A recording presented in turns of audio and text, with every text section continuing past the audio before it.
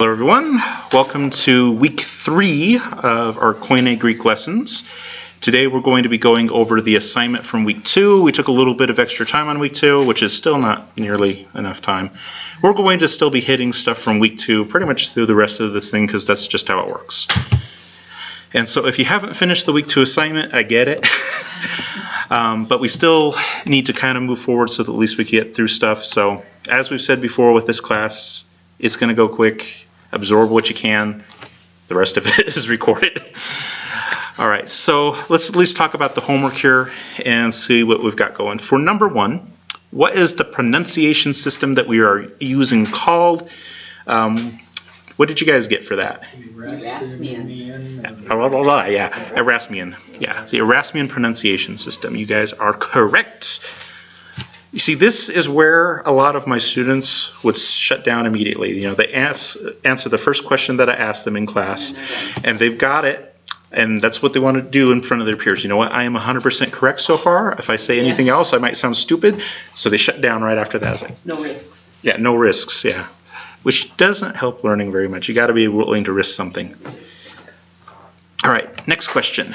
If a Greek writer wants to indicate to his or her reader that a word begins with an H sound, what will he or she place over the first vowel sound of the word? That question is a lot longer than the answer. I know both of the answers. Mac? Apostrophe? You are right, yeah. Yeah, the forward apostrophe or rough breathing mark, I would accept either one. Yep, apostrophe, well, technically forward apostrophe or rough breathing mark. Yep, either one works. All right, number 3. This one is a little bit tricky, but I didn't think it was too bad. Which Greek vowel diphthong produces the same sound as eta? Long A sound. E-L. No. It's not L. E. It's Okay, what's it called? Iota. I don't know what No, that's not the first one. Not iota. It's epsilon iota. There you go, epsilon iota. Epsilon iota.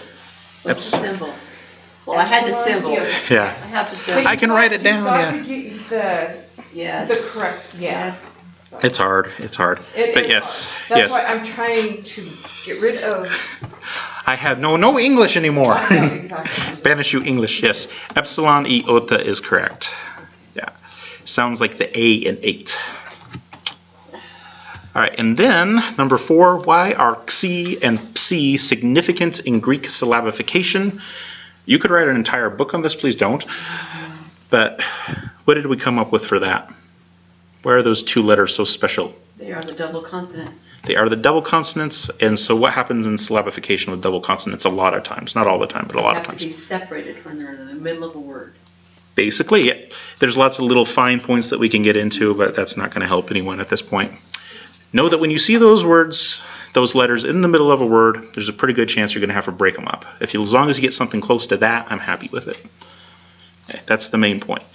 Those 2 letters, you break them up if they occur in the middle somewhere. Something close to that. All right, number 5, write out and pronounce the Greek alphabet 10 times. Alpha, beta, gamma, delta, yeah, just do that 10 times, we'll be good. Yeah, and this is one of those ones, I mean, it's kind of hard to grade in class like this, but as we've said, repetition is the mother of memory. And if you want to get it, that's what you have to do. And so you do it a ton of times. And frankly, 10 times is not nearly enough time to get an alphabet. I mean, you think back to, you know, when you're training your kids, you know, before they go into school, how to do the alphabet, how many times you have to go over it with them. It's like a million times before it finally sinks in. And the whole thing with them, yeah, it's the way it goes. I mean, I was sitting there thinking of, you know, I need to have them repeat this, otherwise they're not going to get it. And if I ask them to do this 50 times, which would be good for them, they're not going to do it. But if I have them only do it like 5 times, they're going to forget it immediately. So it's like, yeah, it's hard. Yeah. Repetition, repetition, repetition. You do that with the alphabet. You do that with the diphthongs. And then we start getting into the quote-unquote fun stuff. Question 7, we get to change the punctuation around. We keep the sentence the same, but we need to change the punctuation to Greek punctuation. So, I realize that you are sad, and then there's a comma. Do we keep the comma or do we trade it out for something else? We keep the comma. I kept my comma. You kept your comma? You are absolutely right. The Greek comma and the English comma are exactly the same, you keep it. But do you know how that happened? Question mark. Do we keep the question mark or do we trade it out? We trade it out. We trade it out. And this is one of the weird ones. What do we trade it out for? It looks like a semicolon. Yeah, the Greek semicolon. Yeah. Which is just weird. So you'll have the same sentence, I realize you are sad, comma, because it's the same in Greek. But do you know how that happened? And instead of ending with a question mark, you'll end with the semicolon. Because Greek is weird. All right, next sentence. All men have sinned, semicolon. Do we keep the semicolon? No. No, what do we replace it with? Upper dot. Yep, raised dot. Yeah, so we take out the semicolon, put in a raised dot. All men have fallen, period. Do we keep the period? Keep it, yes. Keep it, yes. In Greek, the period functions the exact same way that it does in English, which is so helpful. Yeah. At least there's 2 punctuation marks that are consistent. Comma and period. Those are the 2 most important. Yeah, comma and period, got those. Question mark, semicolon, they're a little bit weird, but you know. All right, and then which English words are being transliterated by the given Greek letters? This is the one that like melts your brain. Yes. But yeah, it is fun. I like them, but it's one of those ones that you have to approach as this puzzle that you're trying to figure out. Because if you're just saying, well, I should get this by looking at it, when you're starting out, you're not going to look at it and get it. It doesn't work. You have to look at it as a puzzle. All right, so for the first word, we had phi, lambda, omega, tau. So f, l, o, t. Float. Float. I got float. Yep. F-L-O-A-T, float, is how we would do it in English. And that is what you would write down for your answer, is the English word float. Float. And then the next one was really actually kind of mean. It really was, because it had one of the diphthongs in it. In fact, a lot of these have diphthongs in them.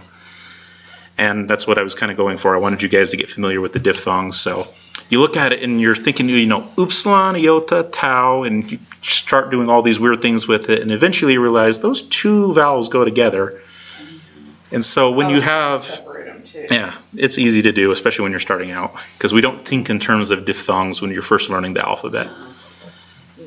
So when you do put those 2 sounds together, what does it sound like? Well, I have... Just the I ended up diphthong. with wheat. But I realize that can't be right because there's no forward apostrophe on one of those, making it a... You're right. Am I right? You're right. Yeah. Yeah. The upsilon iota is we, like wee. Yeah. And then you have the tau, so it's wheat. Wheat. Okay. Now in English we spell it with an H, We do. but that's not actually how it sounds. No. It's just wheat. Wheat. Yeah. And this is one of the annoying things about the English language is we don't really have things that correspond with sound all that well sometimes. Because our language comes from like everywhere, and so the spelling is all kinds of messed up. All right, so that was actually supposed to be wheat, like the grain. W-H-E-A-T. All right, and then the next one, okay, last one I threw a diphthong at you, and that, you know, makes you stop and pause and really jars the brain a little bit. And then on top of this one, I gave you another diphthong, and I threw in the rough breathing mark. So the diphthong is omicron upsilon. Then, of course, we have the tau at the end. Omicron upsilon by itself would usually sound like what? Any takers? Ooh. Ooh. Yeah. Yeah, the oo in soup. Yeah. Ooh. Yeah. Now, when you have the rough breathing mark thrown in there, what do you have to put at the beginning of the word? The forward apostrophe. The H sound. You're right. So we have an H sound at the beginning, then oo, so h, oo, and then we have tau, so t, so hoot, hoot. Yep. Yep, hoot, like the owl goes hoot hoot. So H-O-O-T, right? Yep, H-O-O-T. It is probably the weirdest way that you have ever spelled hoot in your life, but but yes, it is hoot. And then I started feeling a little bit sorry for people, and I gave them someone that was a little bit, okay, thank you, Mac. You're right, I have absolutely no heart whatsoever. It's like, this one will really, yeah. All right, so the next one was beta, alpha, iota, kappa, and this is another one where I threw in a diphthong, but at least I didn't have the rough breathing mark in there. So the diphthong is alpha, iota. What sound is that? I, so it'd be b-I-k. Bike. I did bake. Bike. Yep, like riding your bicycle. So the bike. AI together is my diphthong that I missed. Mm-hmm. Yeah, I threw in a lot of diphthongs. Yeah, I did my homework here, and he kept having to remind me. Yeah, someone did well, but that was only because there was someone else watching over. You know. Yeah. I kept picking his brain. I didn't get 13. Yeah, bike. And then 13 has a diphthong in it, the omicron iota. Does anyone remember what that sound is? Omicron iota? Oi. Oi. Like oy vey. Oi. Oh, see, I didn't recognize that. It's Yiddish. Yeah. Well, the Hebrews did use the language. I know. Yeah. So we have omicron, iota acting together, so oi. And then the one that looks like a V does not sound at all like a V. Nu. Yeah, so that's actually an N sound. So oin. I messed up then. I called it something different. Yeah. So oin. And then we have the tau, so t, so oint. Oint. I called it an upsilon. And then we have. Yeah. Then we have the mu, so M sound. Mu. The epsilon, another nu, and tau. So oi, n, t, m, e, n, t. Ointment. Ointment. See, I missed that. I thought it was an upsilon. It's a V. Yeah. Upsilon is like a lowercase u. It doesn't have a tail on it, but it's like a lowercase u. So how come you gave it an N sound? Because this one's nu, not upsilon. It's two different letters. Oh, there it is. Yeah. There it is. But the wrong one. Oops. Oops. Upsilon. Yeah. Pretty much, you got it. Yeah. Yeah. Yeah, that one would be difficult. 2 syllables. That with English letters, yeah, that's tough. Now, number 14. If anyone got 14 without help, looking at someone in particular. I actually did remember. I did get that one without help. Oh, that's true. That's what I helped you with everything else, though. You helped me with everything else, but I did get the last Okay. one by myself. Yeah, 14 is definitely a tough one. It has another diphthong in it, and it's the diphthong that I hate. Eta upsilon. I never can remember that it's the long U sound. U. Eta upsilon is U. And then we have nu, so u ne, iota, u ne, and then sigma, unis. And then you have another diphthong. I threw 2 diphthongs into that one because I was just being evil. So I missed that one. That means I missed the word. Yeah. And then alpha, iota together makes what sound again? Anyone remember? I, correct. So unisi. I got it right. And then ki basically has a kind of a C sound, so k. Then epsilon lambda, so unicycle. Unicycle. Yeah. Yay. I guarantee you that none of you have spelt unicycle like that before. Not exactly. Not exactly. But I got it. Yeah. Unicycle. All right. And helicopter. We're transliterating the English words into the Greek letters this time. I'm trying to figure out if I can actually put this in here correctly so I can show you guys. All right, so you need to have your forward apostrophe because it has an H sound to start with. And we don't have an H sound otherwise, so you have to have the forward apostrophe. And then for what would be E in English, what would that be in Greek? Epsilon. Epsilon. And then L would be what in Greek? Lambda. Lambda. So hell, and then I sound is a little bit hard because we don't actually pronounce the letter this way, but it is one of the sounds that the letter makes. I put an iota. Iota, yeah. Yeah, we normally have it long as iota, but it can be the I. So, iota. And then for the C, there's actually a few different letters that you could have picked for the C. Either kappa or ki would probably be the best picks. I did kappa. I did. Kappa would be fine, yeah. Kappa is fine. Key would work. I'll put that in parentheses. Yep. And then for the O, what would that be in Greek? Omicron. Omicron.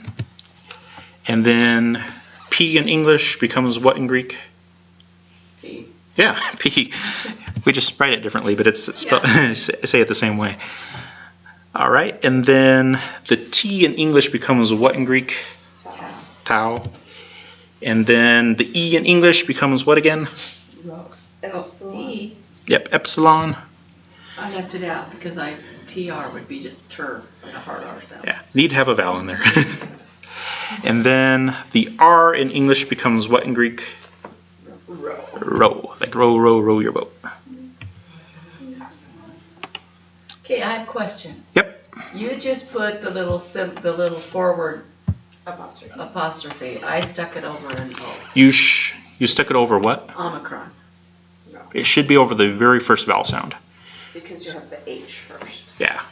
It always goes with the Okay, first vowel You sound. don't have one up there. Yeah, it's kind of right there. Right there. I see the apostrophe, but it's not over anything to get the. No. It's in front of. It's in front of. It's in I- front of. Because Yeah, right. you With the can't way that I'm doing put it right now, I can't put it Okay, over it. okay, I'll take off that letter. Yeah. So normally it would be right above the epsilon. Instead, I put it in front of because that's how this system's working right now. Yeah. Can't manipulate it the right way at this point. Yeah. All right, and then cosmetics. And I did, All right. So for the first C, what would that be in Greek I letters? did kappa. Kappa's fine. Oops, and that one went a little low, so I'll go over here. Would key also work there? Key would work. Key would Yeah. work.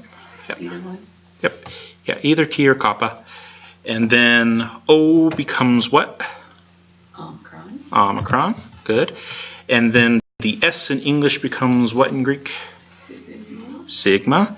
Now, is this going to be in sigma or regular sigma? Regular sigma. Regular I sigma. learned that the hard way. Yeah, regular sigma.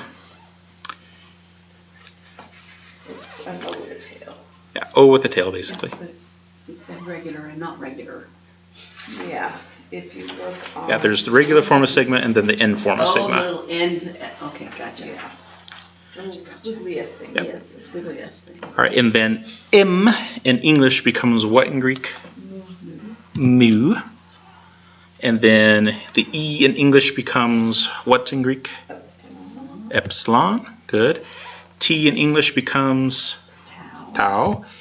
And then I in English becomes Iota. iota.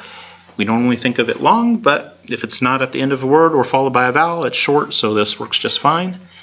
The final C there, You can do it two different ways. yeah, you could do kappa or, I did kappa and then the ending sigma. well, I'm going to say you could do kappa or what else? Kappa Or or key. Okay, so just for fun, I'll put in, not that one, key, there we go. My computer was not listening to me. or C actually, right? We'll get to that in a second. Okay. So you could do key, and then the final S would be, yeah, cosmetics. I forgot that. It would Oh, be, okay. yeah, so kappa sigma. I'm The, looking for that because the squiggly That's S. in the Yeah, sigma. the final form is sigma. Yes. Now, as was said, the k sound actually is one letter in Greek. Does anyone remember what that is for the final CS there? The C. You're right, yep. Which is that one. So, And I have yeah, these two letters at the end, if you wanted to do kappa sigma or key sigma, could be replaced with the key. Yeah. Yeah, so putting this out differently, we could do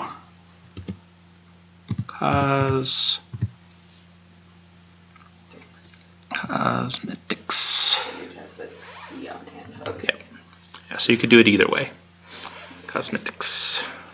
I think I had that thought and then I got confused. Yeah, you didn't have to do it. I wasn't necessarily hoping that people would, but if you recognize that those two can actually go together, then kudos on that. Yeah. Yeah.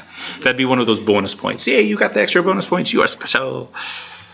All right, and then definitions, and this time I asked you to Lex, but I did not give you the number code because now you had the alphabet, so I wanted you to go through and actually look it up in the alphabet. So I would usually do it out of the compact guide because it has shorter definitions. It's easier to write. Yeah. Let's be honest, I'm lazy, but yeah. All right, so the first word is zelao. So let me go ahead and look up zelao. We'll see if we all came to something reminiscent of each other. All right, so zelao is I strive, desire, envy. That's what I got. All right, fantastic. Zelao is I strive, desire, or envy.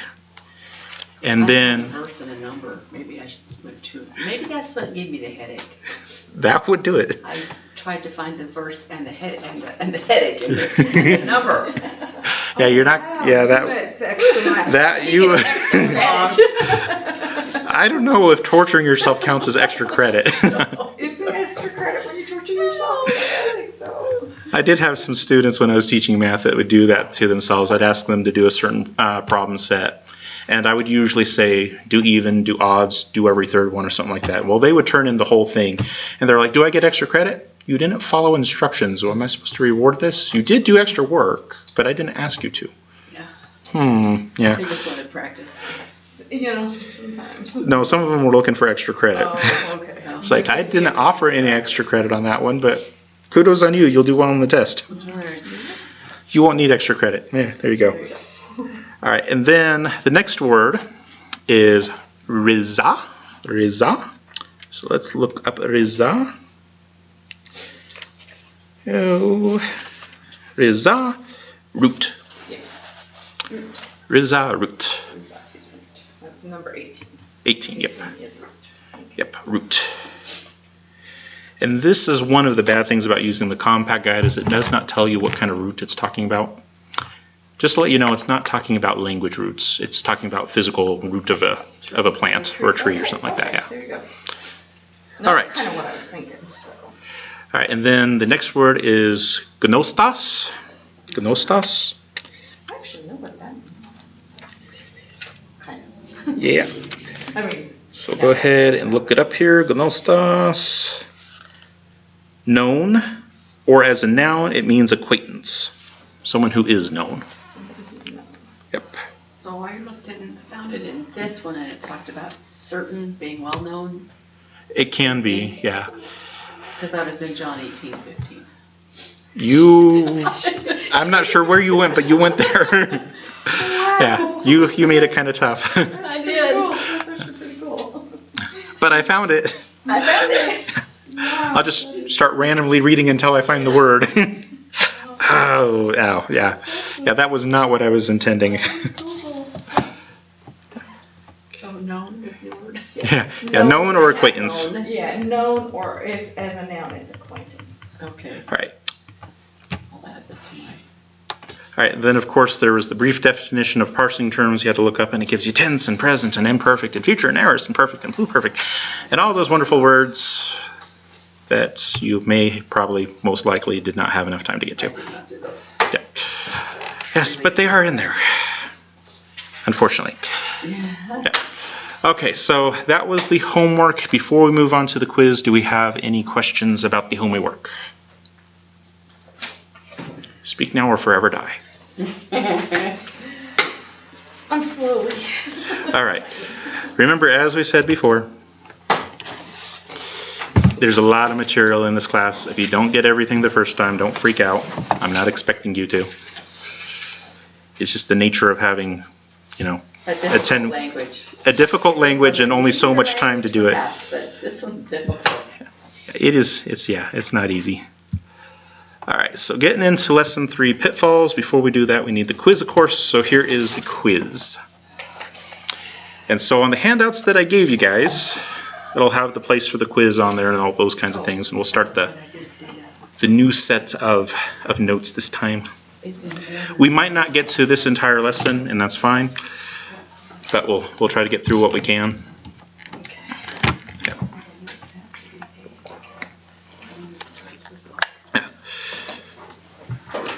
And yeah, there's really no easy questions on this one. There are some that you can rule out pretty easily, but yeah, there's no easy questions on this one. Oh, I see what you're saying. Okay. I was like, what? Oh, no, it can't be that one. Yeah, on number 1, there is one of them that you should be able to eliminate pretty quickly as being an option. Okay, where's the cheeks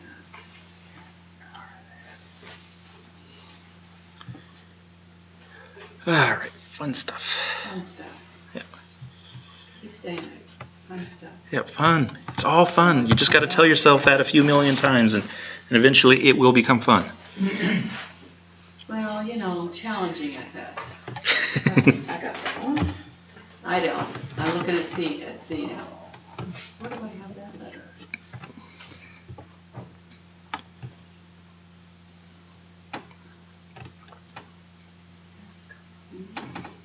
Oh, there it is. Okay. Which is in alphabet, but it's not necessarily No, they're alphabetical in order. running order, right? It has to be in alphabetic Greek order. Alphabetical Greek order. Yeah. It means it's not like A, B, But- C, D, all right in a row. Yeah, that's what I'm trying to Yeah, say. they're not all Yeah, it's not consecutive. running. Yeah, they're not necessarily consecutive. Like alphabetic, like you'd find in the dictionary. Yeah. Although if you find any of these words in the dictionary, I'd be a little concerned. Because some of them are almost all consonants. Yep. Oh, he was tricky. Ooh, He was tricky. He was. He's got a diphthong in there. It's someone sharing answers. Oh, I'm sorry. But that doesn't tell you if it's A, B, C, or D. This is true, not in and of itself. Oh, I know what you're saying. No, I don't know what you're doing. I thought I had it down. No, I don't. No. Wow. Okay.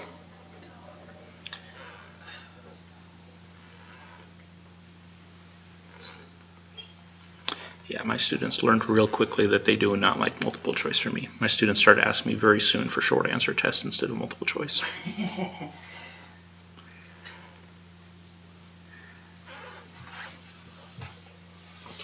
Can we just tell you what the answer is, Mr. Johnson?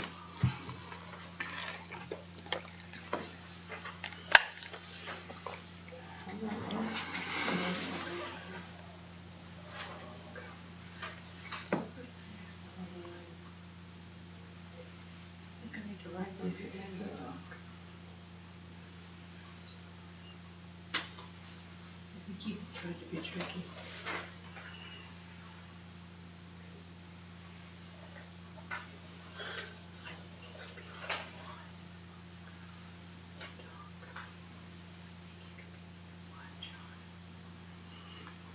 No, there's only one correct answer to each of these. Are you talking about question 2 or question 3? Question 3 is a very tricky one, Yes. and it's usually because of how people pronounce things in English. How you pronounce it in English is not how you spell it in English. This is true. Okay, I'm gonna leave what I've got there. Okay. So, which English word is translated? Okay. Let me find out. Little print again. If I focus that right. Let me just take them off.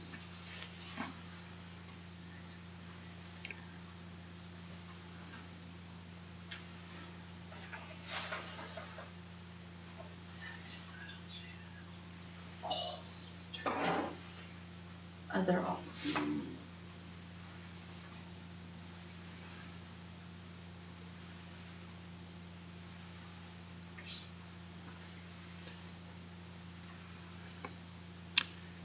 And for everyone watching online, they're just sitting there going, what are these people doing? They're testing. That's about the sound of testing right there. Of course, they don't have a camera to see what you guys are doing. If they did, they could see the steam coming off. Steam. You know, he said earlier that he chooses C and D a lot, but I am not finding that to be true. Depends on the audience that I'm speaking to. Yeah. Oh, I don't like those, John. I don't know many people that do. But hey, there's a bonus. That was very confusing to me, even you saying each one of them the other day. Where's my silver rules?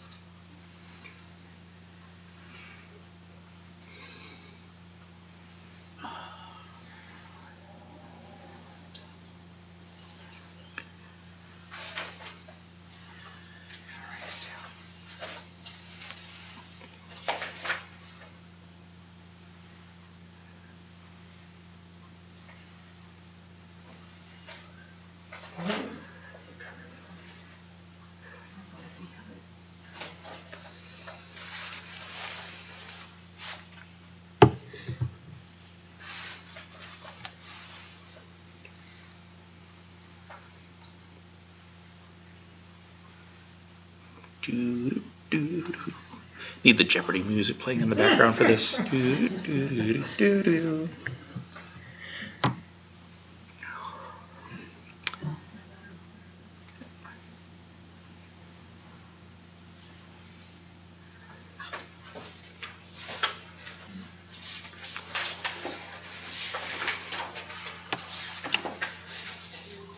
Is a translation. Yeah.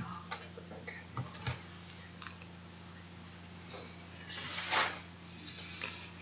I don't think I wrote mine right.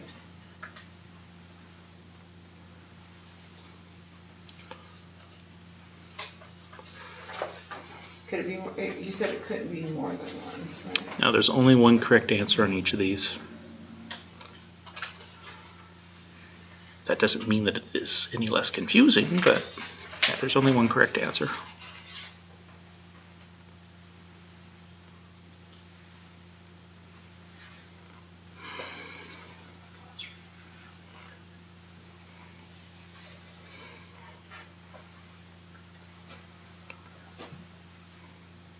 I'm trying to figure out where I'm going to be, so.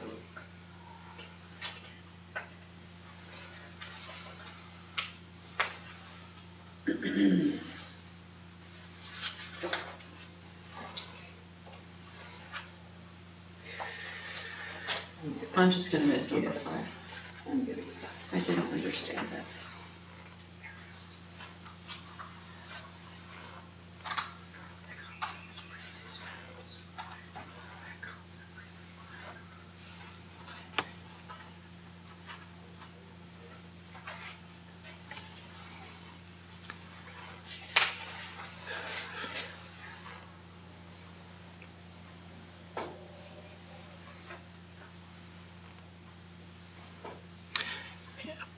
For those of you who are watching online, if you could see the video of this, it would be awesome. There's so much steam going off in the room right now. It's a good thing they're not watching the video.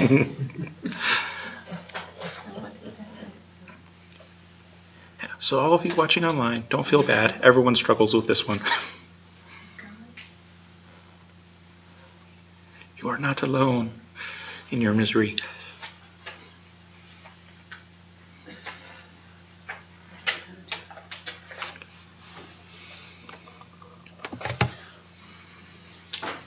I'm lost. I don't know how to do it. I will be nice and at least give a hint. It might not be very helpful, but I'll give a hint. Looking for vowels first. I know that because he is one of the vowels are right there. That's that.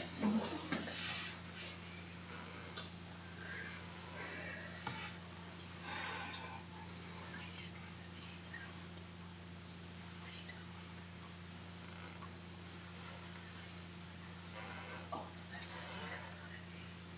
Oh, it isn't. Okay. That's what I have.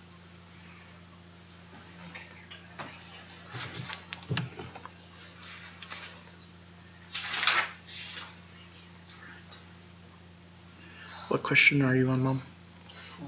4. 4. What question are you on, Mac? 4.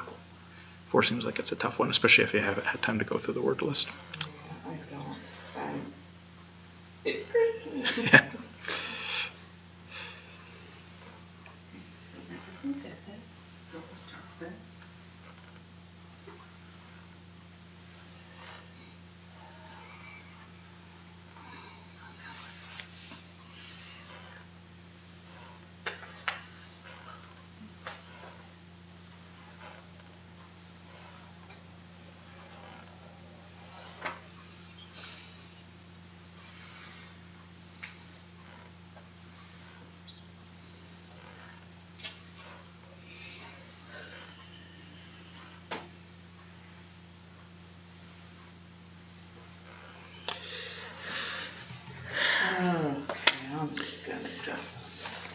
On number 4, there is a cheat that you can use. If you get out to your parsing guide and you look at the categories at the top and what comes underneath, I was looking at the other one.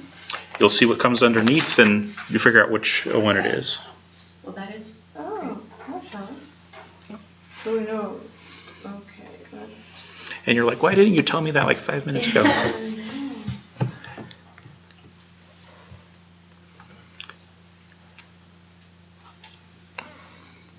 Oh, okay, that's easy. Okay. Once I show you, it's easy. Almost. I found it on your other papers too. Yeah, it is in there. It just, you have to hunt and peck for it. A little more digging. Well, I try to, I don't understand those definitions. Too complicated for me. Okay, so the bonus. Yeah, I'm missing points on the bonus. I'm totally assume with the simplification.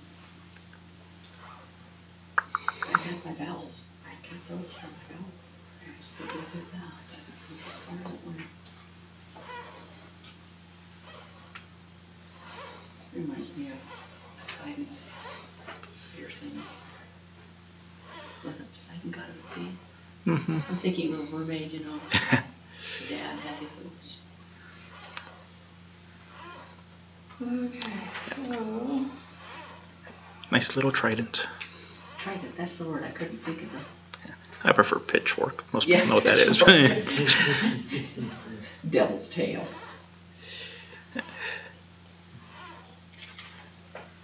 Oh, someone's gonna give me a headache. Yeah, I've got one. I've had to quit because me and that simplification stuff we did, it just floated around my head and didn't stick. On those ones, take the best guess that you would usually have without worrying about how you normally do syllabification, because it's actually pretty close to English. So if you had to sound it out how you normally would, what would be your best guess at where the break would be?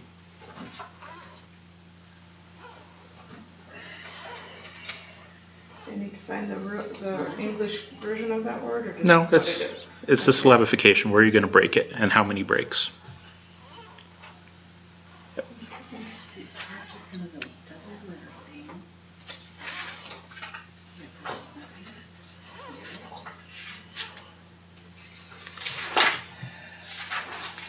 All right, we'll do one more minute and then we'll save ourselves from ourselves.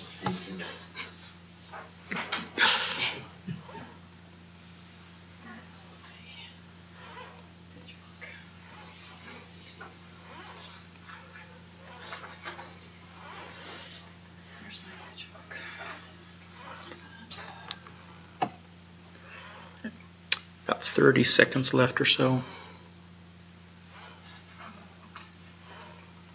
Okay, I'm just gonna write on that one. because I understand. I'm not sure how to do that first one, because it is it's a double consonant, but I don't know how you do that at the start of the start of the word. I'll give you a hint, you don't. Oh, So there you you have go. to see. Yeah.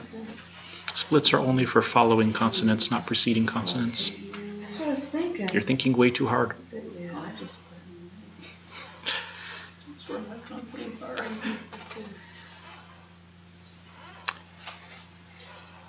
But is that supposed to be a word now? It's not an English word. Okay, Yeah. 'cause I'm trying to make Yeah, you're just it through doing a sentence, syllabification. like, Yeah. This don't sound like any word I know. Nuh-uh. And you're right, it doesn't. All right, 10, 9, Oh, wait, will you tell me what it is? 8, 7, 6, 5, 4, 3, 2, 1. Last off. All right.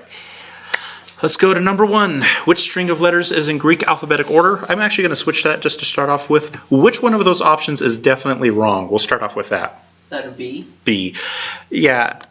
Starting off with the last letter of the alphabet, probably not right. So yeah, we can pretty much eliminate that one without having to do any real work. So we know it's definitely not that. If you guys were able to get at least that much, it cannot be that one. I'm happy for where we are. Okay. Now, yes, I want you to get the right one as well, of course, but please recognize that if it starts off with the last letter, it ain't going to be that one. Yeah. All right. Moving on from there, let's go back to the A here. Can Anyone tell me if this one's right, wrong? If there is a problem, where is it? I found a problem at, because the first two, Because it went alpha, zeta, and then P, P, but then they went back to then it went back that to current, the C. C. Yeah, So it's it the went C back. that is the problem. That's Yeah. where it went back. Yeah, it should be, nu Xi Omicron P. Xi comes before P. Nu Xi Omicron P. This one switched the order on it, so the Xi is out of place. Yes. All right, and then what about C? Is it right? Is it wrong? If it's I wrong, chose are there any C. problems? You chose C? I That was chose the one C. I chose too. So either you're wrong together or right together. That's right. Pretty much. Sinking ship or We're either all in this together or not. whatever. Epsilon, Yeah. lambda. And what about you, Mac? Where were you on it? Did you pick C as well, or No, I blew it already. you blew it already? I blew it. Okay. Did you pick the A? That's okay. A was actually mostly correct, except for that stupid C in the way. Yeah, Yeah. that word, I thought, oh. Yeah, you're fine. Yeah. I first picked D and then went, nope. And then, C is actually the correct one on this one. I got one right. Yeah. And by default, we know that D is wrong, but do we know where it went wrong? I didn't even check it out when I got the right one. Oh, I did because I checked D. Where did it go? So it's iota, Yeah. kappa, lambda. That kind of D. Move, Oh, then it goes. and then it goes back up to eta. Yeah, eta is the one that's out of place. Iota kappa lambda mu, that's normal. But eta is way before I that. did all of them because I did good, and then I saw the omega, and so I was like, oh, that's it. And then I was like, no, it was, Too easy, yeah. Yes. Yeah. So, But did we all at least get that it wasn't B? Yes. yes. Okay, I'm happy then. Okay, it's tough to get these, especially when you have so many letters in a row. If I had only done, 2 letters at a time, I think that probably every single one of you guys would have gotten if I had only done 2 letters in a pick, right? Yeah. It's when you have all of them together, you start, yeah, it gets hard, yeah. Yeah, so don't feel bad about that one. I'm happy if you got that it wasn't B. On number 2, is there any of these that you can definitely say it wasn't that one? On number 2. I know it wasn't Caleb Why do you know it wasn't Caleb? because there was no lambda. There's no lambda. So we got an L sound. There is no L sound, so automatically that one is out. Well, that's the one I chose. Really? Because I had the K, the alpha, the A sound, and I had the B on the end. Beta. And the I think you were thinking too hard. I was. Yes, you were. Because I'm like, what? Yeah, no, that's fine. It happens on this one. Like I said, if you guys get everything the first time around on this lesson, I would be worried. I really would be. One of those strange polymath people. I get everything the first time around. Well, lucky you. Lucky Yeah. you. So we have T. We have. Now, a lot of people, when they get to this one, they miss that this is a diphthong. And does anyone know what that diphthong is? What sound it makes? Not ooh. You're close though. I missed It's the diphthong that I hate the most. Yeah. You. You. Yeah. There we go. You. I missed it. All right. So which one of these words has the long U sound? Has to be Q. Has to be Q. That Yeah. is the one. I Yeah. missed the diphthong.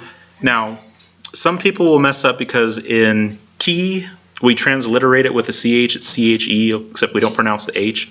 So some people mess up on that. That in English it doesn't have that sound, it's just key. And then cub would be if it was a short U sound, but ate the oops long is a long U sound, so it can't be that. Diphthong. Yep, the death of us all. Number 3, I would bet that most people, if they weren't being really picky about things like I am, they probably picked either B or C. Is that fair for a lot of people? No, very good. You didn't get, okay, good. That's actually a good thing because neither of those are right. I'll explain that in a second. But let's go back and figure out which one is definitely wrong here. Oh, I know. Well. The D. D is definitely wrong. That is boxer. If you think that doctor is boxer, we got some problems. We got some I problems. got 8. I knew that was beta, so I knew that wasn't. Yeah. Did you? Yeah. Hey. So which one does that mean is right? A. A. And this is the problem with English. We say doctor, we don't say doctor. Yeah, Omicron has an ah sound, so that the B and C would be doctor. No one says doctor. That's what I was trying to Even get though my it's spelled brain wrong. across. And Yeah, and that's why I did two that had the same spelling, well, basically the same sound, and they're to kind of cue people in that there's a problem here. yeah. Maybe it worked, maybe it didn't, I I don't know. forgot phonetics. That's what I forgot. Remember Yeah. phonetics. Yeah, in Koine, in Erasmian Koine Greek, it's all in how it sounds, not how it's spelled. I read this how it sounds. All right, number four, there really wasn't one that you could look at and just say, well, it's definitely not that because this is all definition based. So on this one, we get out Mounce's parsing system little chart here that I had, and you look at, you know, the tense, voice, mood that are all across the top, and you see, okay, which of those categories has aorist and pluperfect in it? So I'm going to start at the back end here. If we go to person, it has first, second, third. That's not going to be aorist or pluperfect, so that doesn't work. If we look at mood in the category, mood, it has indicative, subjunctive, optative, and imperative. That doesn't have aorist or pluperfect, so it can't be mood. If we look at voice, that's either active, middle, or passive. That doesn't have aorist or pluperfect, so it's not that. So by process of elimination, it's got to be tense. And on the other paper you had with all the definitions, knowing it was kind of a past, pardon my past tenseness, then you could go up to the top and tense was there. Yeah. Yeah. It was technically there, but man, it's hard to get at that one, on that one. All right, and then number 5, the syllabification. A lot of you guys looked at it and said it starts out with a double consonant and you just like hit a wall there, right? Yeah, the rules that we have for syllabification when we split things up is always with following consonants, not preceding. Okay, the consonants come after a vowel. Then we split it. Okay. Yeah. When we're looking at syllabification, we're always looking at the vowels, the upsilon and the eta. That's what the little underlines were for. And we always ask ourselves, does it get what comes afterwards? It's automatic that it gets what's in front. We're always asking ourselves, does it get what comes after? So we know that the first upsilon there, we know it's going to get the C because that is automatic. It's going to get that. Our question is, does it get the key? And when we say, does it get the key, we ask ourselves those 3 questions. Is the key the final letter in the word? No. No. Is the key followed by another consonant? Yes. Eta is not a consonant. Yeah, it's a vowel. It's a vowel. Ah! Yeah. Oh, sorry, right. You're okay. Because I had it underlined as a vowel. Yes. Gotcha. Got it. Sorry. Yeah, you're fine. All right, so that doesn't apply. And then is key itself, we're just worried about the following consonant, not in front. Is key itself one of the double consonants? No. No. So we're going to split it right there. The upsilon does not get the key. And how many syllables should we have in this word? How many vowels are there? 2. 2. So we're done. 2 syllables. So it's 2 syllables. We have the psu, and then we have the syllable break, and then we have the K. Psu-K. Psu-K.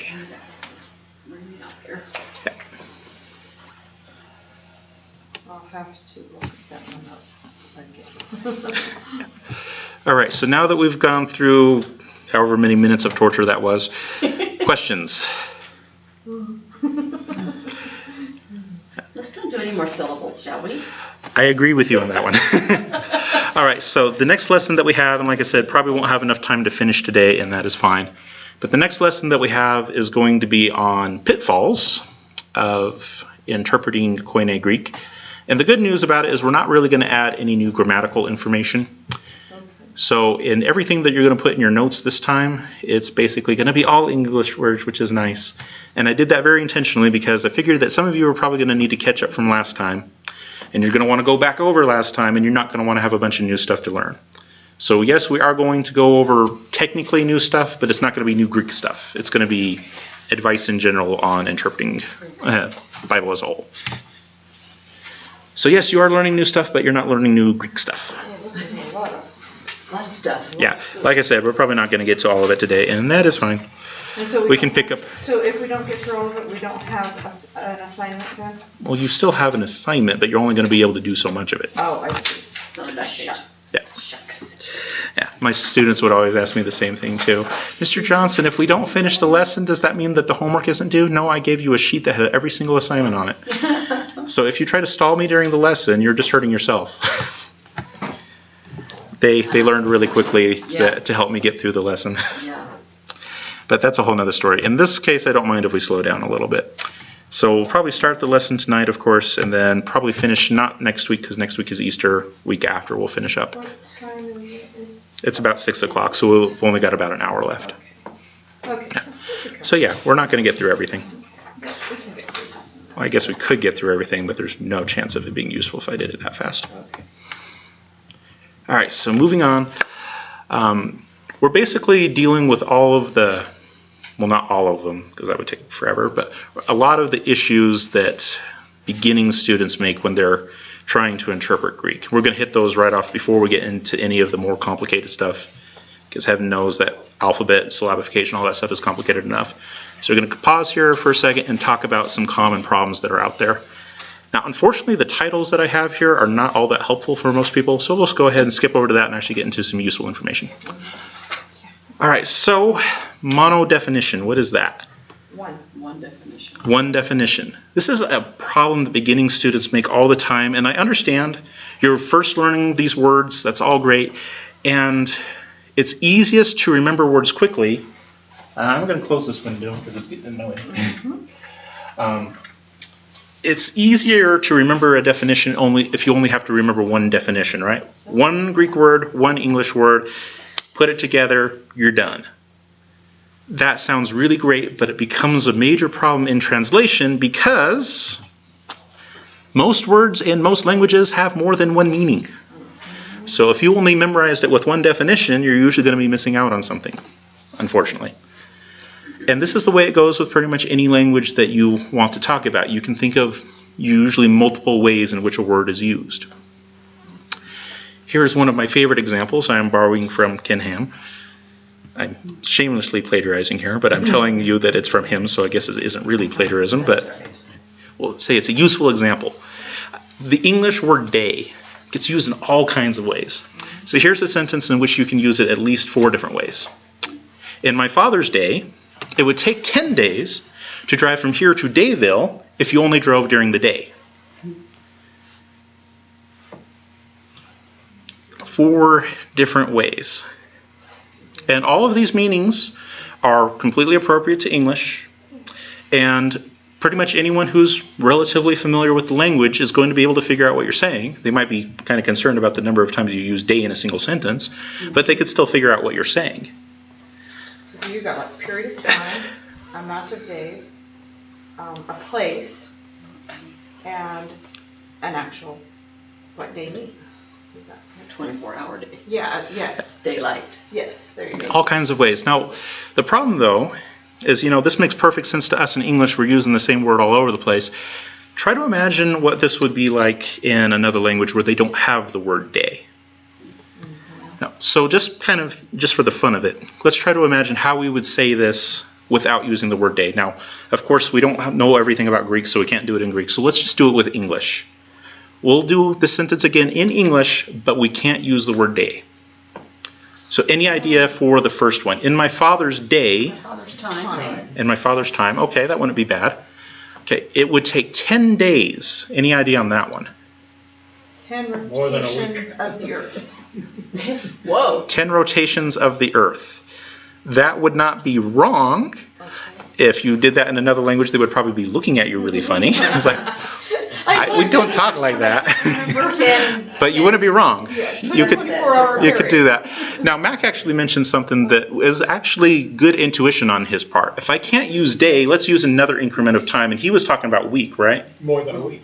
Okay, more than a week. Oh, it would take more than a week. Yeah. It would take more than a week. That would not be entirely inaccurate. I mean, it's not going to be as precise, but it's something that you would say in casual conversation, whereas 10 rotations of the earth, you probably wouldn't. Sorry. They would understand that. Or Sunday. It would be accurate and it would be precise, but it wouldn't be very functional. And this is something that you guys are going to have to worry about when we get into translation, is there's always that contest between being precise about something and being understood. Conversational. Conversational is the key. Okay, conversational is the key. Keep it at a level where the average person is going to be able to understand it. Otherwise, no one is going to read your translation. There have been many translations that really solid scholars have made, but they never become popular because they are so precise that they're unusable. One that comes to mind is Young's literal translation, and it is exactly that. It is very literal. It's like, it's wooden, like so wooden that you get splinters when you read it. It's bad. It's just not usable for the average person because of that. It's too precise. It's not conversational. It's not useful. So there's always that balance that you have to play. All right, now here's one that is really hard to do in translation. From here to Dayville. How on earth are we going to do that one? That's just a name of something. So. It's a name of a place, so I mean, how on earth are we going to say this without saying the place? Here to there. His hometown. From here to the destination. Well, we don't know if it's his hometown, and if we say here to there, it's like, does he live on the sun or the moon? Here to your destination. From here to your destination. Well, we don't know if that's their destination. It's just could be talking about whatever. And that's the problem when it comes to place names, is if you want to be able to translate it across, you usually have to know more information than what is just in the sentence. You've got to know something about the geography. What is it next to? If you know what town is next to it, you could put that in there instead.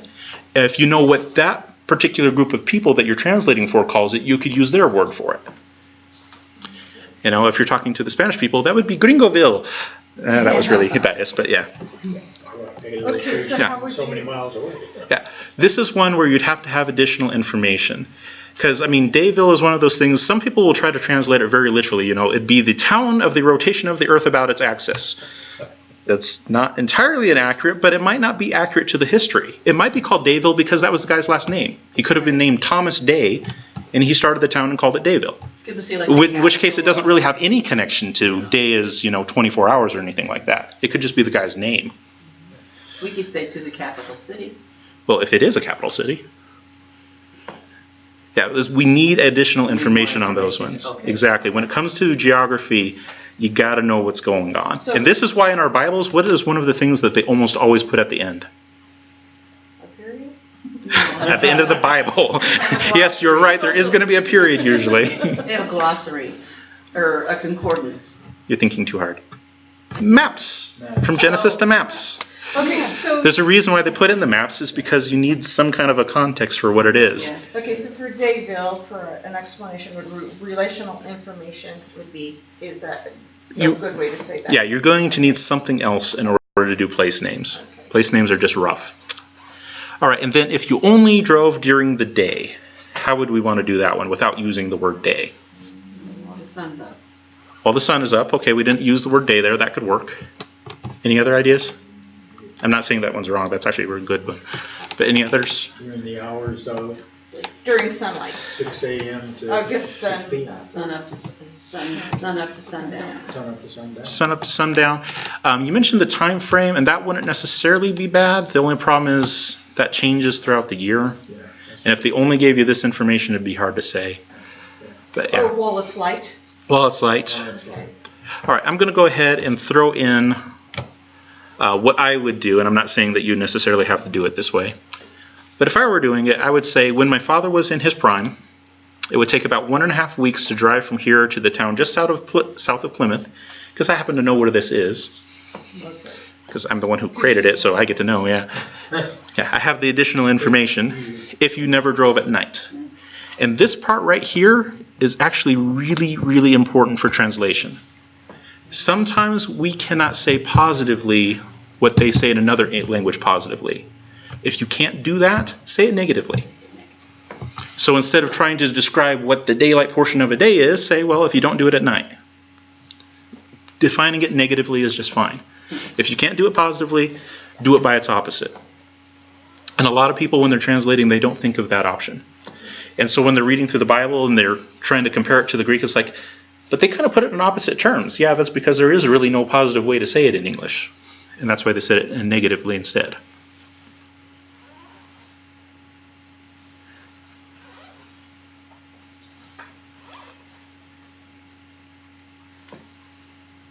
And now they're all writing furiously. Because I was so busy listening. I know. You're fine. And there's different ways you could do this. I'm not saying that this is the one absolute right way to translate it. This is just an example. A lot of the options that you guys gave would be perfectly fine. Yeah, as long as you try to keep it conversational, but you make sure that you don't force something into the conversation that wasn't originally there.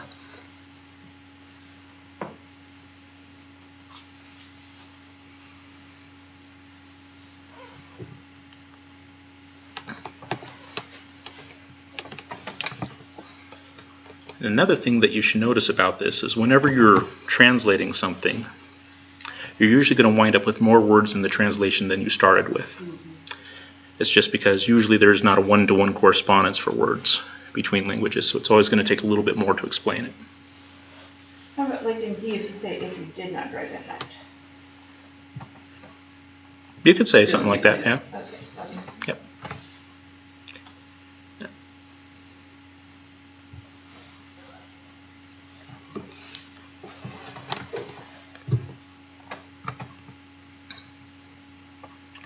All right, so any questions about this example with monodefinition? We know that words usually have more than one definition, and the main point here is that you need to recognize that just because it's the same word in the original language does not mean it's appropriate to translate it the same every time you see it. Can we at least get that much? Or we In essence, as long as you're with the same meaning? Yeah, you want to have the same meaning that they originally did, and you usually can't do it with just one word each time. Yeah. So you usually have to change it up when you go from one context to the next, and in this case, from one phrase to the next.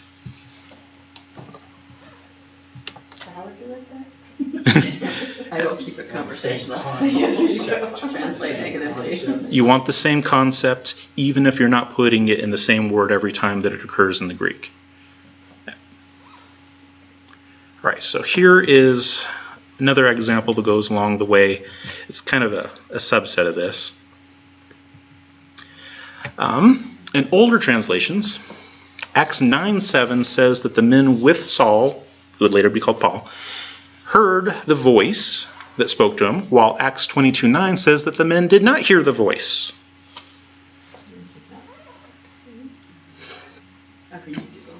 And that is the issue.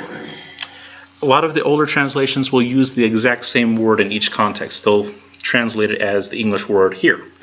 So one time it says they heard the voice, the other time it says they did not hear the voice, and it sounds like a contradiction, right? Mm-hmm. And in fact, I have met Mormons, some of my Mormon friends, who have tried to prove to me that the Bible has contradictions in it because it says he heard and then he didn't hear. That's obviously a contradiction, John. The Bible has errors in it. The Book of Mormon perfects it. You need to become a Mormon. No. Convincing argument, right? Right. There's no errors. No drips, no runs. Well, this is one of those cases where you want to look at what was originally there. There's one word behind both of these. It's the word akuo. And it has multiple definitions. It doesn't just mean hear in the sense that we're thinking of here. Instead, it can mean to perceive sound, and it can also mean to understand what is said. So in the first case where it says that the men heard the voice, it's saying that they perceived the sound. When it says that they did not hear the voice, what it means is they did not understand the sound. And if you read more into the context there in Acts, it reveals that the voice actually spoke in Paul's native tongue, which would have probably been Aramaic or Hebrew. Which they didn't understand. And that is what's at play here. Yes, it's the same word, but that same word has multiple meanings. And where the Mormons would go with it is they'd pick, one single definition for the word. It has to mean just hear. Okay, so heard in that thing is just like listening, more or less. Perceiving sound, yeah. Yes.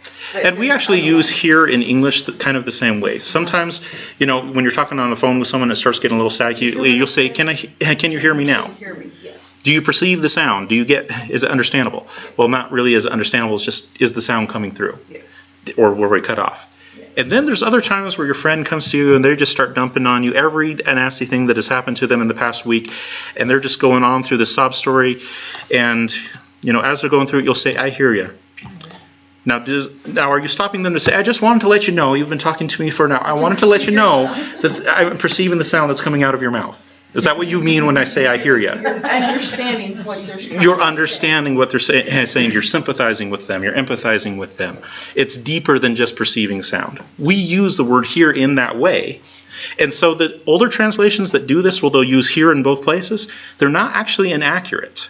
No, it's a perfectly okay use of the word "hear." The problem is that when people come to interpreting the Bible, all semblance just leaves their mind. People treat the Bible with the most idiotic standards of interpretation that you could ever think of. They would never do this with anything else. When they read a text message, they do not always assume that words have the exact same meaning every single time that you see them. But when they read the Bible, if they use the same word, it has to mean the exact same thing. All the time. Context, yes. Context is a big thing. And just the understanding that the Bible was written in common everyday language. It's Koine Greek. It's common Greek. It is not written as, a legal technical paper. It's not, a chemistry paper describing how to do an experiment. It is conversational. And if you try to interpret the Bible as if it's, a printer manual or something like that, you're going to come up with all kinds of crazy things. But that isn't how you would read anything else in normal everyday life. I guarantee you that you don't read text messages that way, newspaper that way, online articles or whatever that way. But for some reason, when it comes to religious texts and also legal documents, people just lose their mind and they start getting really, really, really particular about things that they never would in ordinary conversation. And it bugs me, in case you didn't notice. No. Yeah, I'm serious about that, though. Most people do really give much more contextual awareness and respect to a text message than they do words from the Bible. And they always will try to put it in the most negative light possible. Well, it used the same word here, and one time it says yes, and one time it says no. It's contradiction, man. What did you say to start with? Context, yes. Every single time. That's why they always say that when you're a little bit unsure of something, go back so many verses and forward so many verses and see how does it fit. Well, and also another fundamental assumption is that you never want to assume that a writer meant to contradict themselves. That's a dangerous assumption with any kind of writing. Usually you assume that a writer actually meant what they said what they meant, and in terms of historical things, that they actually knew what was going on, at least to a certain extent. So you would expect it to be unified. And if you're reading in a way that isn't unified, that means you're probably the one who's wrong. Yeah, they put it forward as being understood. Everyone who got it before you took it as something that was understandable and cohesive. If you don't, you're the odd man out. But nowadays, being the odd man out is the popular thing. That's how you get published. I found a way to make the Bible mean exactly the opposite of what it does. Praise me. Okay, then. And they do. And they do. That's the problem. All right, moving on. This is another one that winds up creating lots of problems. Universal words are not always universal. And this is another thing that has to do with the Bible being written in everyday speech. For example, and this is something I actually do want you guys to do. Go ahead and open your interlinears, the big books. I want everyone to open their interlinears to Matthew 5:11. Everyone open your interlinears to Matthew 5 and verse 11. Now, I did say everyone do this, right? You did. Mm-hmm. Now, do you expect that the rest of the people in Hazleton are going to be opening up their interlinears anytime soon? No. It would probably help if they had one. We'll talk about here now. But I said everyone. That's a universal word. It's a universal word, but this is... But you're speaking to us. We are the audience. But I said everyone. That includes the people in China. They need to be opening their interlinears and following along. You got a phone? Do you get the point? Everyone Yes. doesn't always mean specifically everyone. Universal words are not always universal, and that's the thing about ordinary speech. In ordinary speech, we use universal words all the time, and we don't even think about it, That's right. but we don't really mean them truly universally. It's universal within a particular context, everyone in the room, A set. but that doesn't in mean a set. universal in the biggest expanse possible. It's like saying you and you, singular you and plural you. Kind of like that, yeah. You always want to be careful when it comes to universal words. Yes, the Bible is going to use tons of universal words, but that doesn't mean you take them to the nth degree. And you have to be careful about that. So, in Matthew 5:11, there is a particular word that shows up. It is pas. And it is usually translated as all. And actually, I think in Matthew 5:11, they use an alternate form of it, pon. All kinds of people. Yeah, all kinds of evil. It's how a lot of modern translations will say it, all kinds of evil. But if you wanted to be really nitpicky about it, you could say, well, it only has the word pon there. It doesn't actually say kinds at all. It just says all. So you're going to have some idiot out there who's going to say, you are only going to be blessed, because this is the Beatitudes, talking about you are blessed if this, you are blessed if that. You are only blessed if they speak every single evil thing about you that they possibly could. Otherwise, the blessing doesn't apply. You think that might be kind of a ridiculous interpretation of that passage? Just kind of, yeah. And that's why a lot of modern translations will say all kinds of evil, which I would argue is still a little bit imprecise on that one. Many kinds would actually be a little bit more accurate if you're trying to translate meaning. And this is always the difference that you have. What is literally said versus what is actually meant. Jesus literally said all evil. But that's common everyday language. If you're trying to, interpret it for people who are going to be nitpicky about things, which a lot of modern translations unfortunately are forced to do because people are idiots when they read the Bible, they wind up either translating it as all kinds of evil or many kinds of evil. Many kinds is actually more accurate to the meaning. All kinds is closer to what is actually literally said.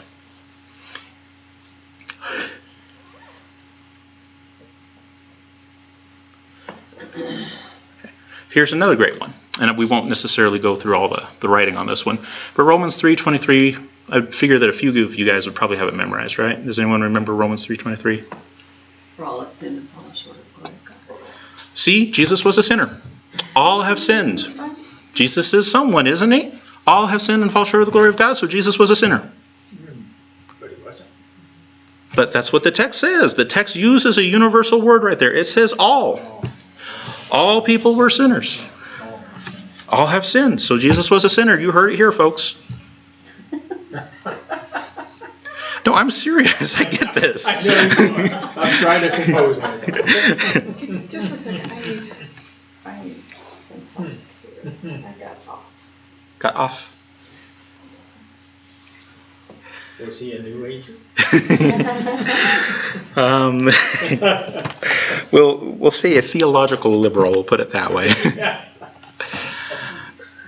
Okay.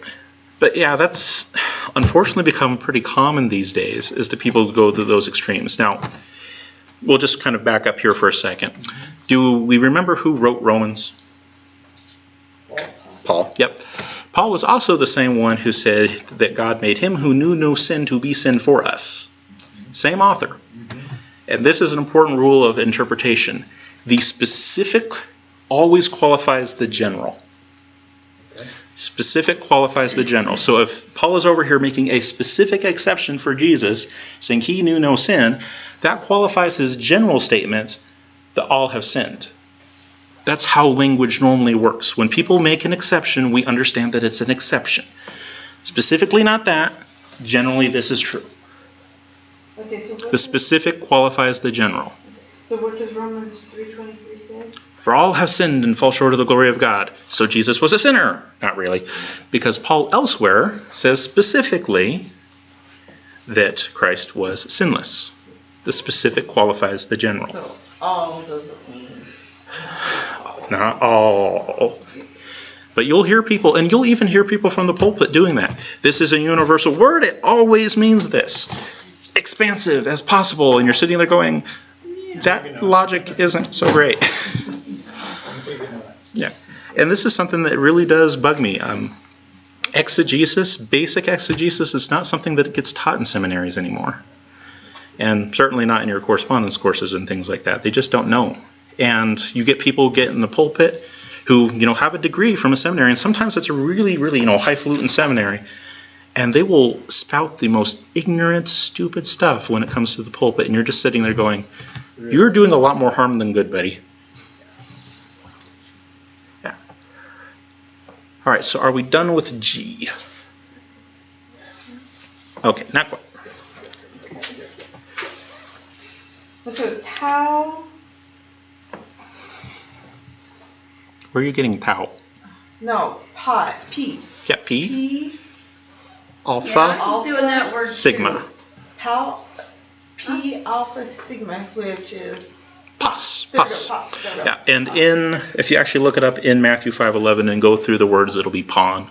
It's a different form of it, but it's the same word. Pus or palm. That had to be the palm. That would be with a nu, the little v. Okay. Yeah, pas upon. And then there's actually a few more, but yeah. So you said it would be the V looking guy? Yeah, in Matthew 5:11 itself. Okay. Yeah.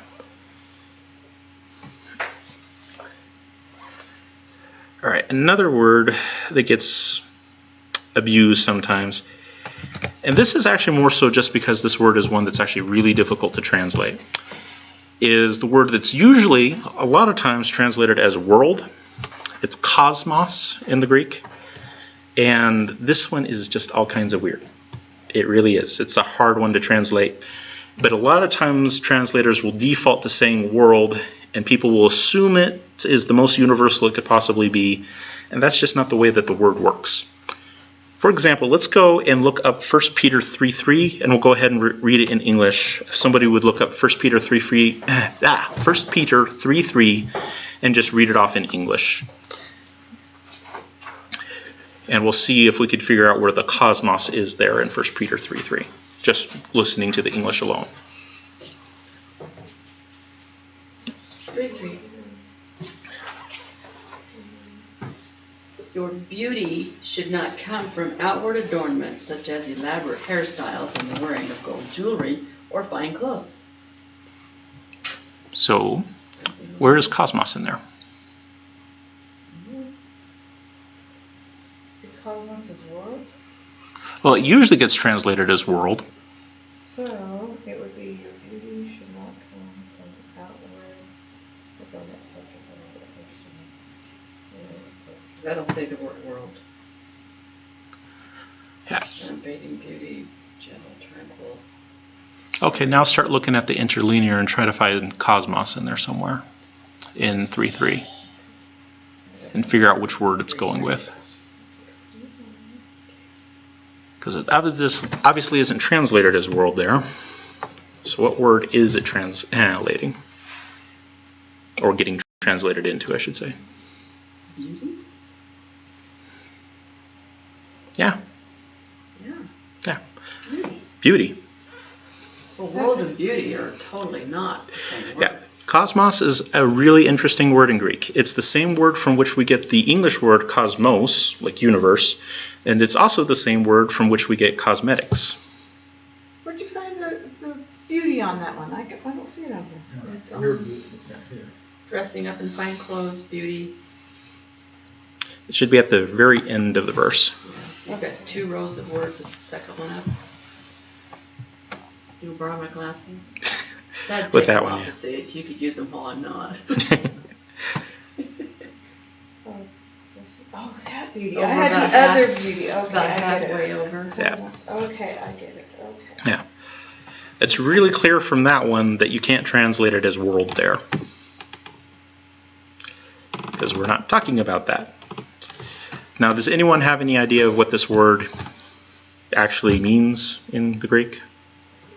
Because we know that it usually gets translated as world because I told you that, but here it means beauty. Any ideas on what's going on here?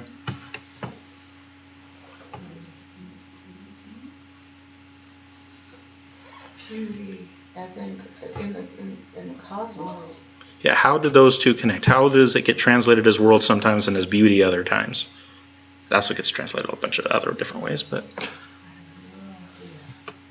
Yeah.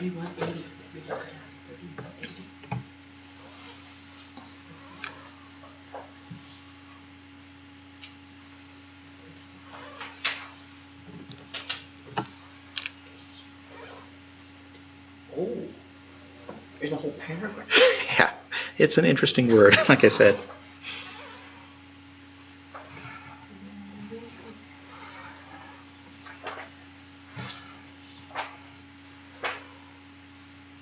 And you know, there's nothing in there about physical beauty.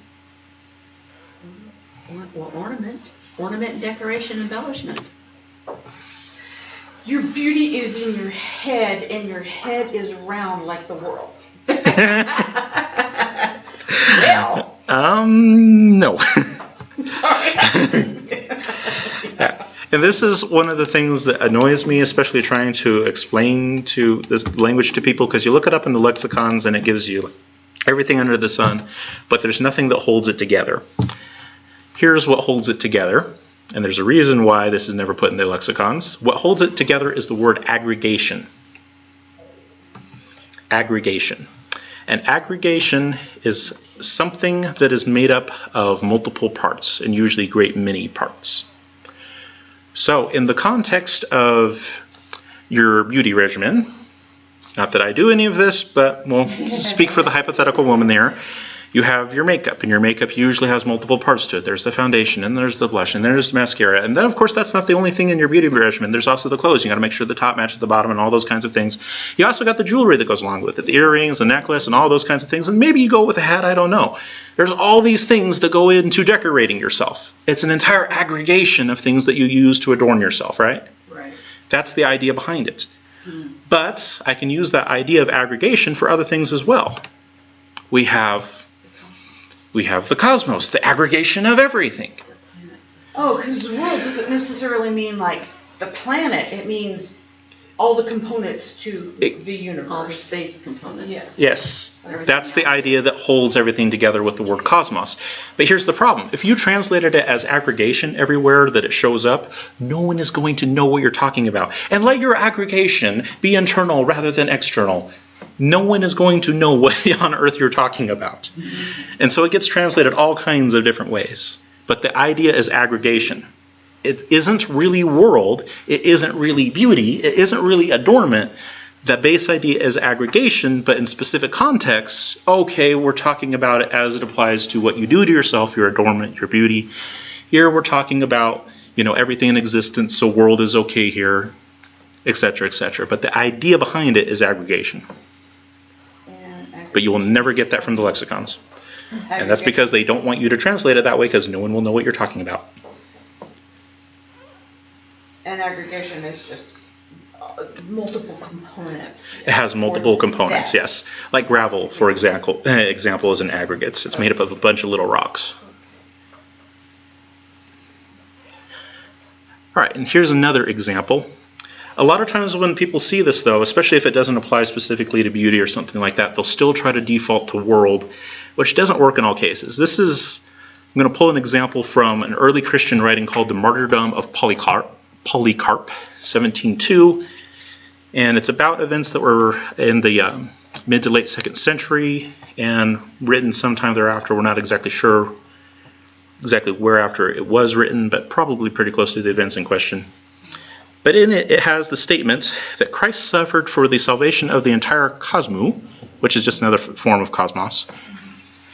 And a lot of people, if they looked at that by itself, they would be tempted to translate it as world. Suffered for the salvation of the entire world. That's how we normally translate it, right? That's what you would think. That's what you would think, except that in the Martyrdom of Polycarp, it goes on to say, of those that are saved. It's not talking about everyone. It's talking about people who are saved. So you can't translate it as world there, because it specifically qualifies it and says, we're talking about this particular group. So in that case, you need to translate it as either set or group. You could translate it as aggregation there too, but no one's going to know what you're talking about. I could understand the aggregation because, all the components, pieces, like you said, gravel. There's all these pieces that make up gravel. There's all these people that make up this set. This particular set, yeah. of people. But nobody talks like that. No, you're right. And that's what we said before about it being conversational. You want people to actually talk like this in your translation, because, yeah, that's how people were actually talking. What's that last letter there? And the last, it's not cosmos, it's cos. Cosmu, so upsilon. Upsilon, there we go, upsilon. Yep, upsilon. Yeah. That is what is called a genitive form. We haven't gotten to that yet, so don't worry about it. But same word, different form. I won't worry about it. Yeah. Don't bring us any more Greeks. Yeah. All right, so that is a word that, again, you'll hear preachers pound on it. It says world, it says world, it says world. And you're sitting there going, well, it's technically aggregation, and that isn't necessarily the most universal word in the world that could be used. It could be more limited than that, or it could not be. It just depends on how it's being used. And you have to sit there and you actually have to think about it, which is hard for some people, evidently. And you understand why I make a mistake, but when you go to search it out, you find out that there's something behind it. there's more to it. And this used to be the case. In days gone by, pastors were very rigorously trained. We talked about this before.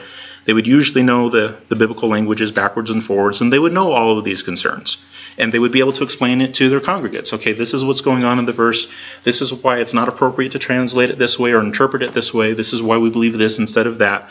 But these days, our standards for pastors have just gotten lower and lower and lower and lower and lower to the point where we have people who are probably really shouldn't be behind the pulpit sometimes, unfortunately. Yeah, I am pretty sure that he has never cracked open a Greek text in his life. Has he been cracked open the Bible? Well, he had to find something to get his quotes from. Yeah, all the feel-good verses.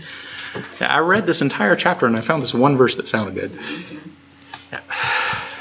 But he talks so smooth. And he says it with a smile. Oh, he does. Smiling Joel, yeah. Yeah, you talk to him about this kind of stuff, he's just going to look at you like, what? The deer in the headlights there. Exactly.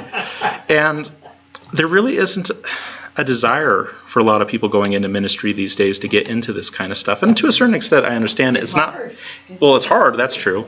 And I also understand the basic argument that it's not essential for salvation. You can lead someone to Christ without knowing all this stuff. I'm completely with people on that one.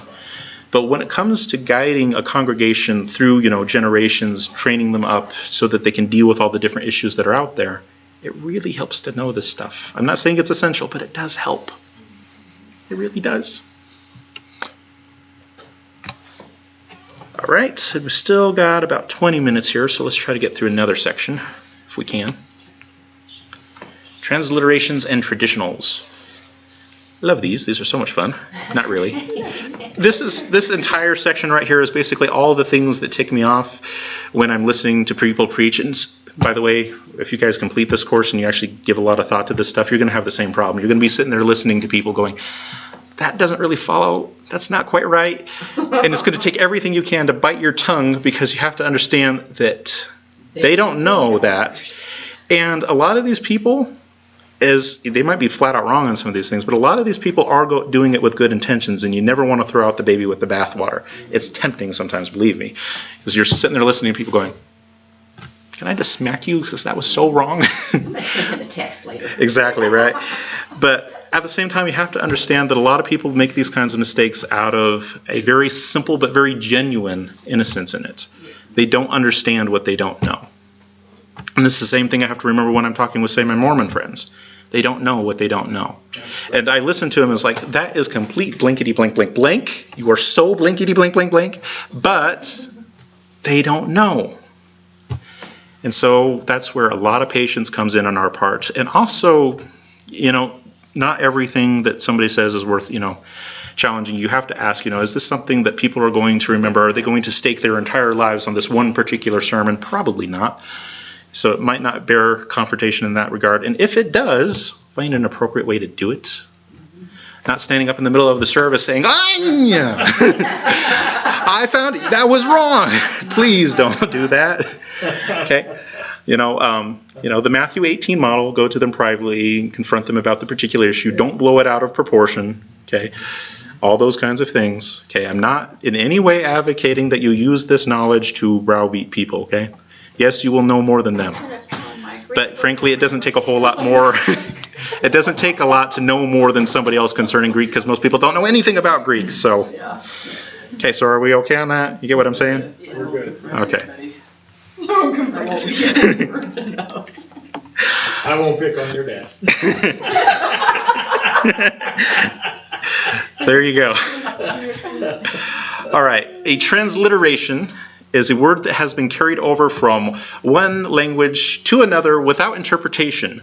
The form is kept, but not the meaning. And the reason why the meaning isn't kept is because it's from another language. For example, this is one of my favorite transliterations.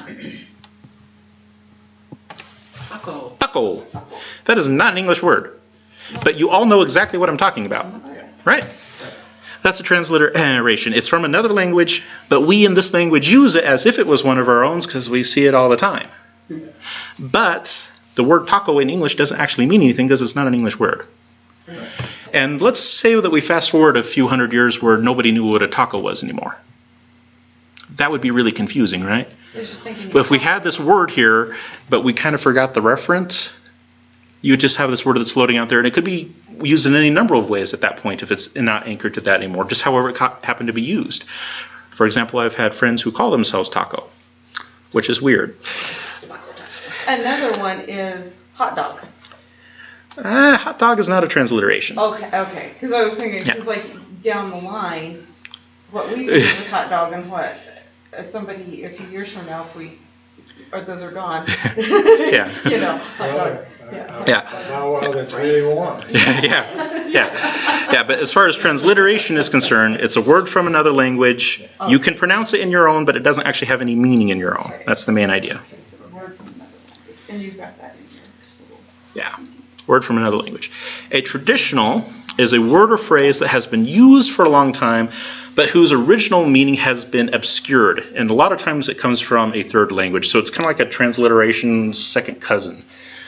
It's something that we've come to use a lot of times, but the way that we use it isn't how it was originally used. A good example is the word nice. I hate the word nice. Does anyone know what the word nice originally meant? Idiot. Are you kidding me? Nope. Oh, I'm telling you. It's that same thing. You're so sweet. You're so stupid. Bless your heart. Yeah. Yeah, that is a traditional. We have come to use it in this one particular way, but it has nothing to do with where it started. Okay, That's a traditional. Originally it meant. So where did it start? If it meant idiot. And how did it become nice? That one I do not know. But that's just kind of the vagaries of history on that one. Nice. Well, it's, you're in the South and you want to say something. Oh, I think boy, he tried so hard. Yeah. Bless your heart. You only speak nice when you're talking about idiots, yeah. Yeah. I gotta do some research on that word. He's so nice. He tried so hard. Yeah, pretty much. Now, these kinds of things show up all the time in the New Testament. Transliterations include words like Christ, which is transliterated from Christos. Prophets, which comes from prophetes. Apostle, which comes from apostolos. Baptized, which comes from baptizo. Angel, which comes from angelos. Satan, which comes from satanas. And there are many more. Those are all transliterations. Those are words that were picked up from Greek, carried over, and they don't mean anything in English because they're not English words, actually. We've kind of changed them around so that we can pronounce them in English, but they don't actually mean anything in English. They're Greek words. And the meaning that a lot of us come to associate with those words actually doesn't have anything to do with what they truly mean. For example, Christ. Does anyone here actually know what Christ means? Messiah? Good news. Not good news. Messiah? Okay, that is a Hebrew transliteration. You just traded out one for another. Oh, okay. Like Son of God? Nope. chosen one? Kind of, but no. Okay. It's a title of kingship. The anointed king. Oh, the anointed one. There we go. I knew it. Yeah, it's a title of kingship. So when you're talking about Jesus Christ, you're talking about Jesus, the anointed king. Okay. You're talking about the one who has the right to rule and reign. When people think of Jesus today, that's not what they're thinking of. They think of Jesus Christ, the nice little baby in the manger, the nice guy with the long hair. I don't know how that happened, who's a really white guy in the pictures. Although he's Middle Eastern, go figure that one. They don't think of the king, but that's what the name Christ actually means. Well, actually, it's a title. The title Christ actually means, and it's actually an Old Testament word. You look at the Old Testament in Greek, which is what I have here. This is a complete Bible in Greek, Old and New Testament. And you look it up, and it will be used all over the place in the Old Testament for the Old Testament kings. This is what Jesus was calling himself. I am the Christ. I am the king. The Christ, the king. Yeah. But most people, when they read it today, they don't know where the word comes from, so it's like Jesus' last name. Yeah. He's Christ and Junior, Yeah. Jesus H. Christ. Just not what they say. That's the bad part. Yeah. It is. And that's the problem with those kinds of words. And, like I said, back in the day, you would have people in the pulpit and places of leadership who would know all these things, and they'd explain it to the congregation. And so it wasn't a problem. You could do transliterations in your translation of the Bible without any problems at all because it would be explained to people. Nowadays, though, they just kind of wing it. And, there's this word Jesus Christ in there. And They're not being taught that. They aren't, unfortunately. And you'll get some people who will look it up and say that they know that it is anointed, but they don't know the historical context, that is a title for a king. It takes a lot of work if you actually want to understand things. Kings in the Old Testament were anointed. That was the common title. Anointing process. Yeah, you have, David getting after people, saying, would I do harm to the Lord's anointed, speaking about Saul. I'm not going to do that. I'm not going to harm the Lord's anointed. He's talking about the king. Special reserve. Yes. And then traditionals includes word like Lord, God, disciple, heaven, name, God the Father, God the Son, gospel, sin, church, devil, etc. These are all words that have had their meaning obscured with time. Okay, so they're not transliterated. They're not just Greek words pulled into English. Instead, they're words that at one time actually usually had a pretty solid meaning. But with time, they've become obscured to the point where you don't really get the same emphasis. Like Lord, for example. The Greek word behind that is kurios, and it literally means master, like master of a slave. When we talk about Lord today in a religious context, talk about the Lord God, we aren't thinking of master. We aren't thinking owner. But that's what the word means. And that's a jarring thought for a lot of people these days because they don't think of God in those terms. But you look throughout the New Testament and you start thinking about it, you actually see it all over the place. Paul, for example, he describes himself as a servant of the Lord. Right. Why does he do that? It's because of how he conceives of the Lord, his master, his owner. Yeah, I am the slave, he is the master. That's what that actually means in its context. Does that get brought out in the sermon? Usually not, because that doesn't preach as well. You know what I mean?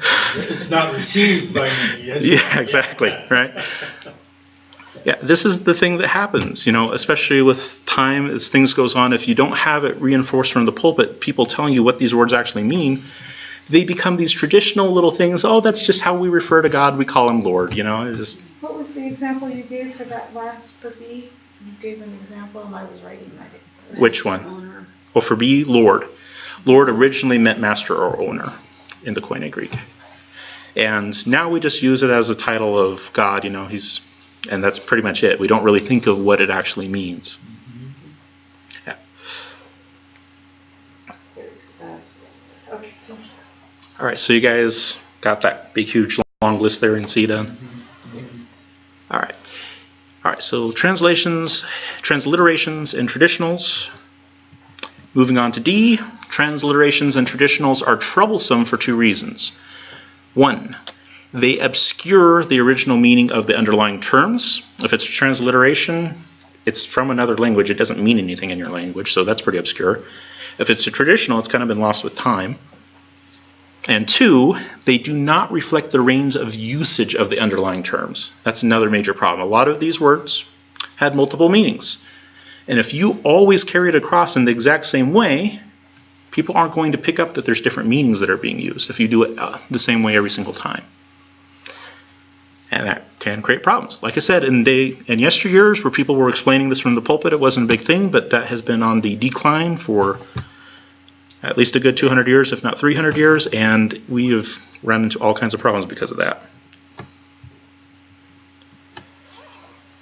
Here's one of my favorite examples that show that transliterations and traditionals are very, very, very problematic. Acts 19:32. And I will go ahead and read it for you, because I realize that they print too small, and I don't want you to all lose your eyesight in the same night. All right, so Acts 19:32. It says, "So then, some were shouting one thing and some another, for the assembly was in confusion, and the majority did not know for what reason they had come together." Now, if you look at the context here, it's talking about one of Paul's missionary journeys. His companions had been pulled basically into a mob in Ephesus, and they're getting all riled up. And this is describing that mob that formed. Now, in the text itself, it'll have the Greek word ecclesia, which in a standard lexicon, they'll say this translates as church. Well, there in Acts 19:32, it's describing a mob that is against the Christians. I'm pretty sure that's not a church. Just saying. It would be a group. An assembly. An assembly. Okay. Yep. So if you try to apply the exact same definition every single time, you're going to run into problems. And this is a case where translations do just fine. They translate it over as assembly because church definitely is not going to work here. Well, even in English, a word has multiple definitions. But for some reason, people's minds just switch off when it comes to the Bible. That's when you have to use the context of the sentence. Yeah, context. Yep. Yeah. Exactly. And there actually are some older translations where they don't use the word church at all just because of the possible confusion. They'll usually translate it as assembly or congregation. Okay. Yeah. Your Matthew's Bible, for example, does that. Okay. Haven't cracked that open in a long time. I can't say that I blame you. That one's hard to read. It's a little special. It makes you think. It does make you think. You are not wrong. All right, F. This is another one that kind of gets under my skin a little bit. Most people would say that an angel is a spiritual being created by God. The only problem is that that's kind of what it's come to mean in English. It's one of the, this one is a transliteration. But that doesn't really match how it's used in some places. For example, in Galatians 4:14, Paul describes Jesus as an angel. Does that mean that Jesus is a spiritual being that is created by God? No. So what is going on here? Well, angel can be a spiritual being created by God, but it can also be more generally used for a messenger or a go-between. And it would be entirely appropriate for Paul to say that Jesus is a go-between between us and God, a mediator. But of course, we usually don't translate it that way. We translate it as angel. And then also in Revelation 2:1, it says, "To the angel of the church of," well, there it's probably most accurately go-between, which would be the person who would be carrying the letter to the people, reading it off to them. That would be the go-between. That would be the angel. But of course, when you translate it as angel, people don't pick up on that. It creates problems. So a go-between would be more accurately Jesus? Yeah. In Galatians 4:14, it would be more accurate as go-between. And also in Revelation 2:1, it would be more accurate as go-between for how we do things in modern English. But again, back in the day, As opposed to messenger, bringing a letter to them. it's the issue there is not only is he bringing the letter, but he's usually the guy who's reading it as well.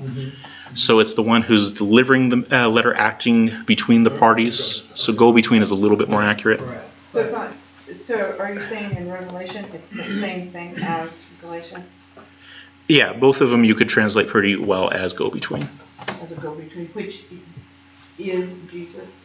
Well, in Galatians, that would be Jesus. In Revelation 2:1, the go-between would be whoever was carrying the letter. Okay. Because they've got a different word now, too. About, they don't have that word. Wait a minute. I'm looking at the wrong word.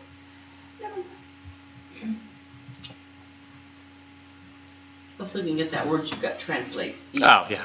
That word, but that's, yeah, Yeah, that's another one. that's another one. Okay, so who's Yeah. carrying the letter in Revelation? The go-between. The courier. You don't know. We don't know who it was. It doesn't give the name. Okay. But yeah, it's just a generic term for someone who's doing this. Okay, sorry, generic. Okay. So probably wouldn't be the pastor, and of course wasn't John himself, it was the go-between. Okay. Yeah. Some generic dude. Yeah, some generic dude. All right, and that will take us pretty much to time, so we'll start on section 3 next, well, not next week, but week after next. So remind me, root-based definition is where we're at. Okay, so We'll pick up from there. What homework do we need to do? How far do we need to go on our homework? That is an excellent question. Okay, so homework. Like David, she's good. Someone had to remember. I sure could probably. Through question 5 at least for the first set, and then you guys technically would have enough information already to do 11 through 18. Hold off on doing 19 and 20 though. No problem. So 1 through 5, 11 through 18. Also no 7 to 10? 1 through 5. No 7 to 10. Actually no 6 through 10. Okay. Yeah, no 6 through 10. And like I said, hold off on doing 19 and 20 as well. It's the last thing. So 1 through 5, 11 through 18, that's it. So 1 through 5, 11 through 18. And I put it on the screen just in case you're wondering. And do. Okay. Oh, we're looking at numbers and lexicon. All right, any questions before we end? How much time do you have? I like that. Yeah, there's all kinds of things that brings up. I'll go ahead and end it for our online followers, and then we can follow up here as necessary. All right, see you online.